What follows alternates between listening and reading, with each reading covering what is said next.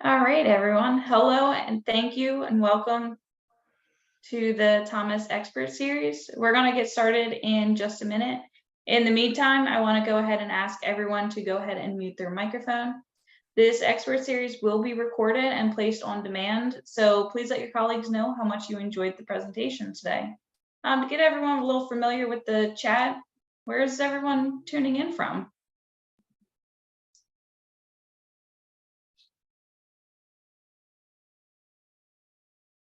Pittsburgh. Ooh. Oh, Jamaica on there. Yeah. Jamaica, Philly, North Carolina, Florida. Cool.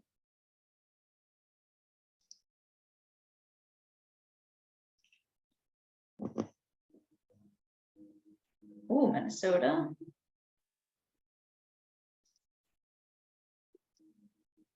All right, at this time, I'm going to go ahead and turn it over to John, the commercial development leader, here to talk about digital pathology.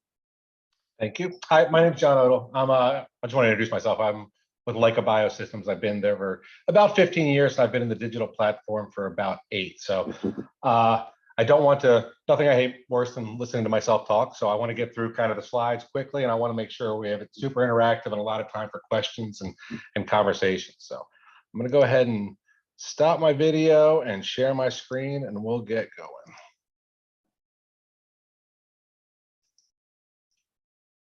Can everybody see my screen? Yes. Okay, great.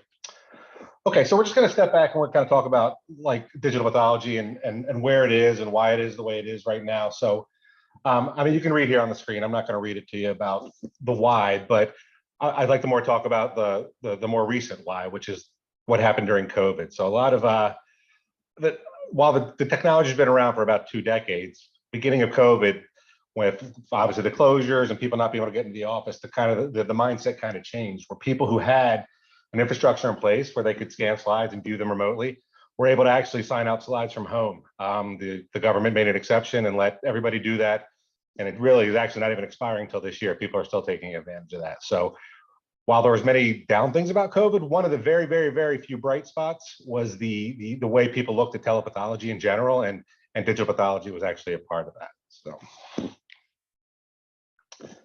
few reasons why you would really consider going this route. The first is quality. I mean, I was a histotech for many years, so there was many times I went to pull a slide that had been filed and it either wasn't there, the cover slip was peeling off or broken, or the slide itself was cracked. When you get a good, clean, quality scanned image, you're not beholden to that storage anymore. You can just retrieve it within seconds, and it's a good quality image from the second you get it until forever. So there's really no degradation in the quality of the images you're looking at. Productivity. So things like immediate slide retrieval is one. Immediate collaboration with your colleagues. We're moving away from a time of the general pathologist into more of a subspecialty type pathology format, and that way you can always count on having the right slide in front of the right doctor at the right time, regardless of where they're located. And then we'll talk about it a little bit more later, but with technology comes image analysis, artificial intelligence. Look at things like savings. If you're shipping slides all over the place, that's one way to reduce savings. Another would be where you store them. If you're storing slides close by the hospital and you get a good 3, 4, 5 years of slides scanned up into an infrastructure, you could actually move your storage farther away from your location, so that you're not paying high rent. For instance, like New York City, rather than storing them in the Bronx, maybe you can move them into somewhere in the middle of Pennsylvania or something, so that the cost of storage could go down. But also the courier cost and really the time savings by not having to manually retrieve them, hope they're there, and then bring them back. So I mentioned the subspecialist, but something about the opportunity is it gives an opportunity for people all over the country to get access to the same level of pathology. Pathology is a really important part of the diagnostic process. I mean, that's how it defines treatment. It highlights the disease that needs to be treated right away. And with digital pathology, everyone can have access to pathologists anywhere. So there's I think I saw a report the other day where there's a shortage of pathologists in this country. I mean, there's just flat out aren't enough to do all the work that's being done. So this allows not only for them to use their time more wisely and more judiciously, but also to have the right person look at the right slide at the right time. And then things like innovation. So something like artificial intelligence, you can see where technology is going in general. AI is in the news every day, but think about applying that to, decades of worth of slide scanned data and be able to mine data off those and leverage that to do not only post-scan analytics, but pre-scan analytics. But we'll get into that a little bit more here in a minute. And am I taking questions during, or are we waiting till the end? We can wait till the end. Okay, that's fair. Okay, talking about efficiency. So, you can see the analysis. I discussed that a little bit, the reduced errors, the eliminating of breakage of slides, and obviously barcoding slides is important so that when they're scanned, they're automatically linked to your LIS system. Again, we'll talk about that a little bit more later. But even better views, if you have, an H&E, an ER, PR, and a HER2 all in the same case, you can actually link them up in a similar viewer and scan them all at the same time, analyze them all at the same time, and have them all kind of synced. So you're viewing this 4 different stains really at the exact same time. But when I look at efficiency, I looked at I had a conversation with a really large animal vet lab pathologist. They had 45 doctors working remotely around the country, and when they talk about digital pathology, they're not tied to the FDA like the clinical side is. And what they said was it allowed easy collaboration with their coworkers. So someone in North Carolina and Minnesota and California could quickly just jump on, review a slide together, make a quick decision, and move on. So that kind of collaboration has made their work so much more efficient, saved them time, and frankly, improved patient outcomes. So something very, very important about it. So 7 steps to digital. The people are in varying stages of going digital, but the reality is, if you, first of all, you got to want to do it, right? That's the most important thing. Once you decide, and I think most places have decided this is kind of the wave of the future. They're looking to saying, okay, this is not just a nice to have anymore. It's becoming a need to have. So basically what you need to do is make the decision you want to move forward and go with it. So it's really important at that point that you step back and look at kind of what you want to accomplish with it. And there's plenty of people out there. There's plenty of leaders in the industry that love to talk about this, love to give advice, but also vendors like myself. I work for Leica, full transparency. We have a full team dedicated to doing that, where we sit down and kind of build out a plan with you with project management. We definitely do not recommend going full digital right away. It's something you want to gradually work up to. I mean, some people have tried it, but the reality is if you start with a few use cases or a few tissue types, and then you kind of progress towards a full digital workflow, that's where we've seen the most success. And there's all kinds of software options. Something about how does this interact with your laboratory information system, and who do you use? How does it integrate? Can you launch right out of there? Can the scanned slides be viewable out of the LIS, and then things go back into the reports? And you really want to think about your storage infrastructure too. Do you want everything to be kept forever? Do you want to keep it for a finite period of time and then remove it? So all these things you need to talk about internally before you move forward. Think about what workflow works best for you. Where are your pathologists located? Where will they be QAing the slides? Where will people ultimately make the decisions on storage? Where is IT? Are they close by? Are they down the hall? Are they in another building? So really want to step back and look at what you're doing there and kind of build out a map. That goes into number 5 there with configuration and training. Obviously, training is important, but how you configure the entire system is really going to define whether you can be successful or not. Rollout, that, like I said, phased rollout. Do not go all digital all at once. I know probably weird to hear a vendor tell you that, but I am telling you that because when that happens, maybe too much too fast sometimes has a tendency to kind of cause a negative effect. And then after you get the initial rollout going, then you start looking at what use cases you want to add, applications, what software functionality. Do you want to look at artificial intelligence? Do you want to look at, going back and scanning into your archive so you can have a better set of slides to refer to in a quick situation where you want to see kind of historical data. So when I think of like the summary, obviously I'm pro digital. I think the industry is moving that way. It's really about how you want to go about doing and being strategic. There's plenty of information out there. There's a lot of documents. We have plenty of stuff in our database, but every vendor does about, best practices, what works, what doesn't, and how you should go about this. So I strongly encourage you to to huddle up internally before you go and and start kicking around and buying stuff. It's a great idea to have a real clear plan going forward.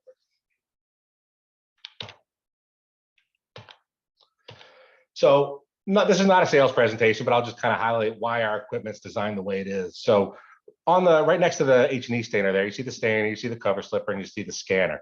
The racks go directly off the cover slipper into the stainer. The reason that's important is we think the scanner needs to reside in the pathology lab in order for digital to really go forward. If you have to take those slides, carry them to another room, re-rack them, that really slows down your process, and it really kind of changes the workflow. And anatomic pathology generally does not like change, and they certainly don't like something that's very disruptive to the workflow. So we took a lot of voice of customer when we created that scanner, and the feedback was, we really can't fully adopt until we can scan directly off the cover slipper and walk away. So that scanner is truly designed, and you can kind of see where this is going, where similar to a chemistry lab where there's full automation, where eventually somebody, it probably won't be me, but some Leica or some from another vendor will probably approach you with a stainer, cover slipper, and scanner, all self-contained in one unit, where you load them on one side, they come out already scanned on the other end. So it's not too far away, I guess is my point. As far as how we view using the system, there is no computer with this system. It's all self-contained with the unit, and the IT work is done from a different location, from a server somewhere on site. But the idea here is that the histotechs are able to run it. It's simple as loading slides, pressing, putting them in. You can prioritize them. If you have 1, 2, or 3 racks you want to prioritize, you can just mark them for that, and they'll move to the front of the line. So this is constantly loading and unloading for true continuous throughput. What we're trying to avoid is a system where somebody, and our old scanner was like that, where someone would have to sit down for 2.5 hours and set up every scan run. Wait till you have 400 slides, load them up, set up all the parameters for 2 hours, and hit go. The idea behind this is to make it very seamless and easy, and not have to hire a bunch of staff to run these systems. As far as pathologists, you want to there's a few things you really want to be sure about. You want to first be confident that the tissue finder is finding all the tissue. That's the most important thing. You do not want something that's missing tissue or very blurry areas. That's a very important part. So the tissue finder, most of them are designed like this, have a space designed to be around the tissue so you don't miss any of it when it's going. And then basically they have to get better. They have significantly better over the 8 years since I've been doing this.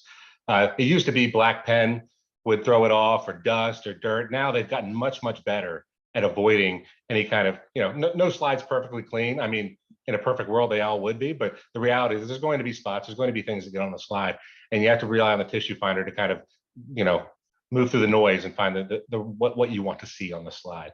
You can also see the barcode up there. So also very important for your workflows to make sure that the scanner can recognize any information that's in that barcode and put it through to either the image management system or the LIS.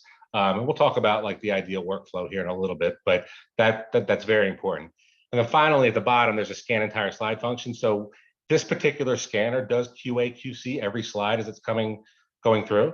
So if it gives you a yellow or a red, that means it identified some sort of problem with the scanning process.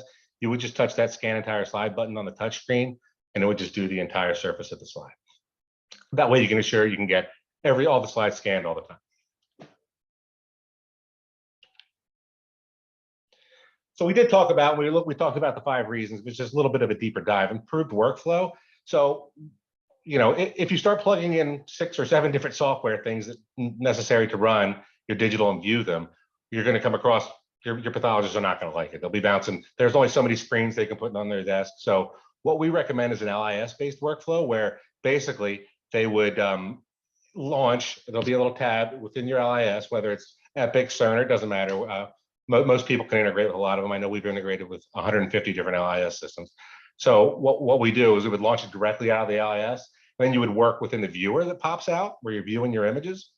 Then all of your work that you do in the viewer would actually communicate back into the LIS for your reporting structure. So what we're trying to do is keep it 2 screens, one for your LIS, one for your viewer. So basically you're working your LIS like you would all the time on one screen. And then on the other screen, you're launching the viewer and doing the work out through the viewer and viewing your images and doing your diagnosis. Reduced turnaround times. I think we touched on that briefly, but so thinking about and I've done it before. I had to go and pull slides, but if you get an alert that you have a customer, a patient who's had a prior case, it doesn't take a day or 2 days to find the slide and bring it in and look at it. It's just a click of a button. The software will tell you.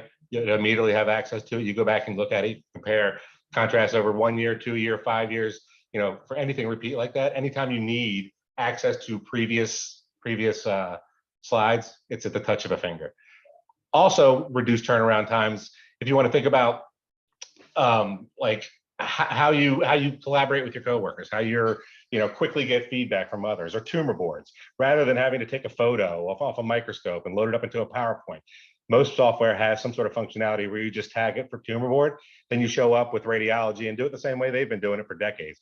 You simply have digital access to all the images you want to do with annotations and notes and arrows pointing to exactly where you want to do. Finally, there's innovation. So I don't think anybody's going to dispute that technology moves pretty fast these days. And once you get digitized slides, you can think about the kind of the options there with analytics and pre-analytics, where the scanner scans it, the analytics are done, and by the time the pathologist sits down to review their slides, there's always been that it already knows what stain was run on it. It already has counted the cells for them, and it's already given them a recommended diagnosis, and then they can just go in and verify. So it just allows pathologists to be much more efficient with their time.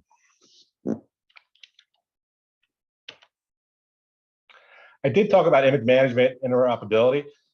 Image management is basically the software that sits between the LIS and the viewer. So there's a few different schools of thought to this. One is to work directly out of the LIS. That is the method we think is probably most likely to be, more widely distributed, because I don't think people want to work out of multiple softwares. But there are instances where people will like an image management software that has something, some functionality, and they'll prefer to work out of that. So basically, that software would sit and you would launch images out of that, and then it would communicate back to the LIS. Really, you have to figure out what workflow works best for you.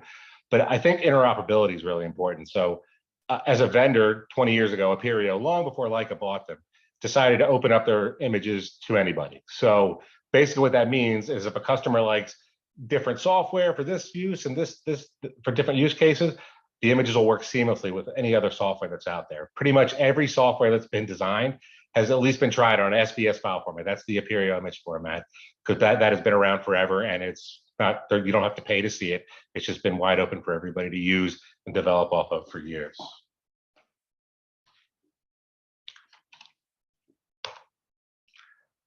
So a little bit about what's next. I talked about AI, but we are working now to have analytics. AI is talked about a lot, not used very much. So what people are doing is starting to scan, and these companies are getting access to these large databases, going back and scanning years worth of slides and using that data to come up with algorithms. I see a world where there's probably multiple vendors that have really good AI algorithms, and almost like an app store, where you would scan your slide and you had access to this algorithm from vendor A, this algorithm from vendor B, but you would apply that to the slide. Beyond that, I see where the machine will actually be smart enough to know what it's scanned and what stain was done, and be able to run the analytics before the doctor even looks at the slide. DICOM is the radiology file format. Is kind of the widely standardized radiology format for all vendors. So if we look into Europe, DICOM compatibility is really important. The value there is if you scan these digital pathology slides into DICOM, then they are viewable through the same viewer as radiology. So all the ologies can use the same viewer and view all the images from all the different types of, all the different types of labs, all in the same format. Not widely done here, but we're like I said, we're 2 or 3 years behind Europe because the FDA approval status here. But that is going to be a big part of the future, having all of these ologies being able to coexist in the same environment. And finally, is the support. We are working towards, and something we've heavily invested in, is supporting at a clinical level. We have to be able to support these scanners the same as we do cryostats and tissue processors and stainers, because if they're going to become very clinically relevant, and we do think that's coming within the next couple of years, you have to be able to have that level of support, not only on site for the rare occasion something goes wrong, but also, be able to call in and get help, or if there's server issues, there has to be a level of support comparable, same day, next day, similar to what you're getting on all of your histology equipment within the lab. So that was me talking a lot. My throat's dry.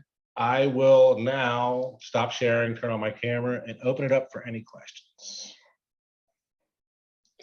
So before we get started with questions, I'm going to go ahead and share my screen.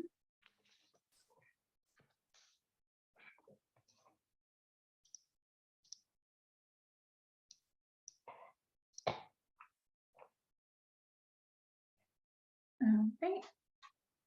So I wanted to take a second just to show you that Leica is running a promotion right now. In here, you will also find literature, web links, and some videos. So please be sure to check out the environment and hang around after the experts talk and explore.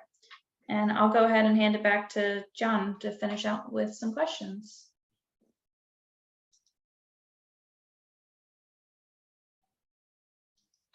I may have been so thorough that there aren't any. You can use the chat if you want to put any questions in. I've got it open. Yep.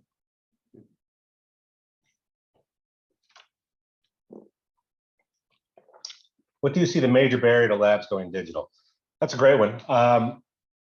The number one would probably be cost and IT infrastructure. It is a bit of a heavy investment because if you want to get everything set up like you need to, and particularly in the storage, we as vendors have to be more creative in how we put together packages, and it's something I talk about every day internally with our companies, how we make this more accessible. Not only to the giant institutions, the giant cancer centers, the giant reference labs, but also, to the small community labs, maybe even benefit from the most because they would have access to, pathologists from, Johns Hopkins or Memorial Sloan Kettering.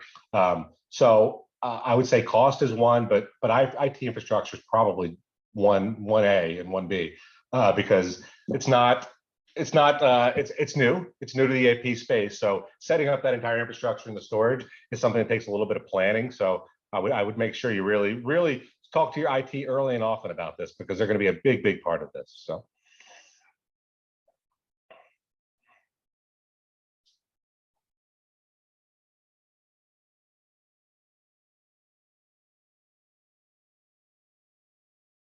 Any other questions?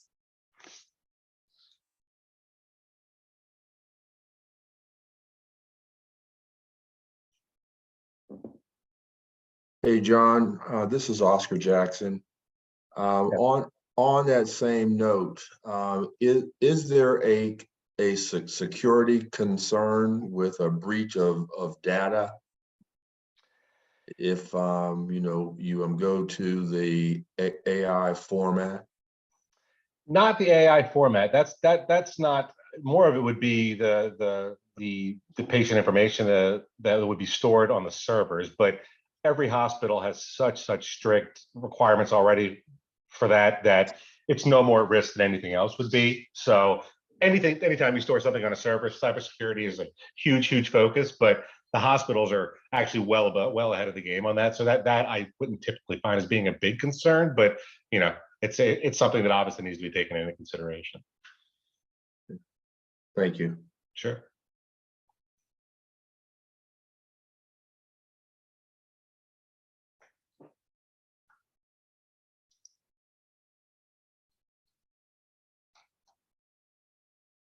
All right, it doesn't look like any more questions, so I will go ahead and sign everyone off. Thank you for joining us today for the Thomas Expert Series, and make sure you stay tuned for next month's topics. We'll be doing chemical and laboratory safety. Enjoy the rest of your day, everyone. Thank you. Thanks, everybody. Thank you, everyone.